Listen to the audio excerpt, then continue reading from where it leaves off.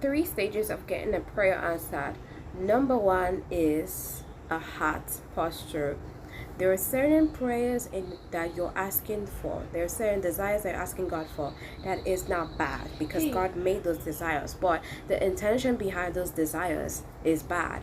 And because of that, God has to do God has to do a renewal of a heart, as said in Jeremiah, where he says he's going to give you a new heart. Literally, one of the ways that God refines us constantly is by renewing our hearts, giving us a new heart.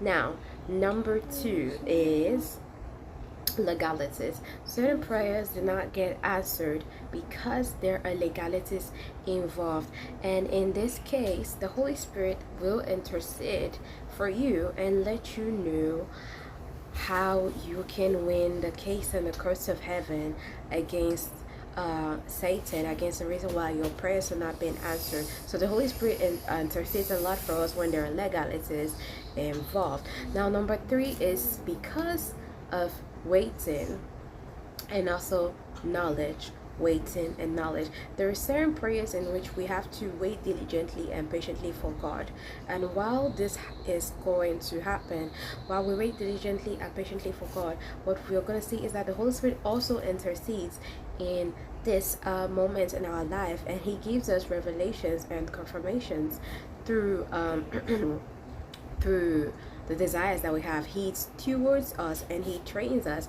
for the desires that we have. So these are the three stages of why some prayers do not get answered. Now I want to add in at the last part is that just because your prayers is not getting answered does not mean that it's not getting heard. Yes, very powerful. And one of the biggest mistakes people make is to stop praying because they're not getting answered. No.